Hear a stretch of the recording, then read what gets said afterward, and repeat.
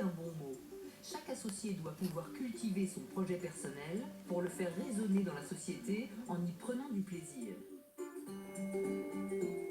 Il est donc accompagné pour trouver sa place idéale dans l'entreprise. C'est ce qu'ils appellent le sweet spot, un concept made in Gore et peut-être le secret de leur succès.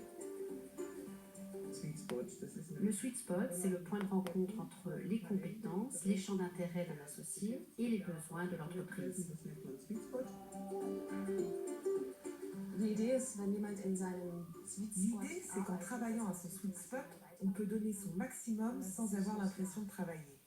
Même si ça reste le travail, c'est clair, on n'a pas la sensation de travailler, on s'amuse, on vient avec plaisir. Et donc il y a vraiment un côté fun.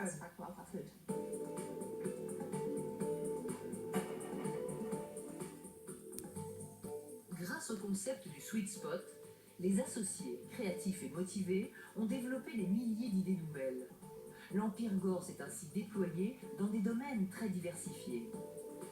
Des câbles, on est passé au textile, au revêtement, à toutes sortes de produits employés dans l'aérospatial, la mécanique, l'armement, la médecine. Sur la proposition d'un jeune ingénieur, l'entreprise s'est même lancée dans la fabrication de cordes de guitare. Bill Gore, avec son gagner de l'argent en s'amusant, a fait figure de pionnier. Et depuis, en Inde, Vinay Nayar est allé plus loin.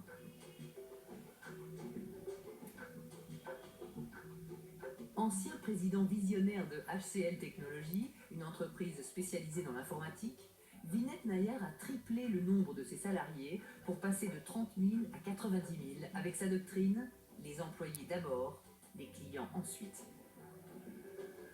Pour lui, nous faisons face à un problème de génération. Quand vous dînez à la maison avec vos enfants et que vous parlez ensemble, est-ce que vous leur donnez des ordres et exigez qu'ils obéissent? Ou bien les relations familiales ont-elles évolué vers moins d'autorité et plus de collaboration? Aujourd'hui, les parents, le père ou la mère, ont beaucoup plus un rôle de mentor. Ils influencent et aident les enfants pour qu'ils arrivent à faire ce qu'ils veulent. Tout ça n'a plus rien à voir avec le passé, quand les patriarches comme mon grand-père et même mon père commandaient et contrôlaient tout. Tu seras ingénieur, et on devait devenir ingénieur. Tu seras bureaucrate, et on devenait bureaucrate. Tout ça a complètement changé.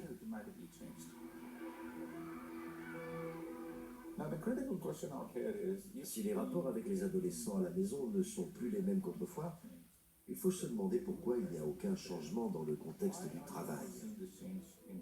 Voilà pourquoi je dis que la structure pyramidale est étouffante pour la génération Y, parce que les jeunes d'aujourd'hui sont différents.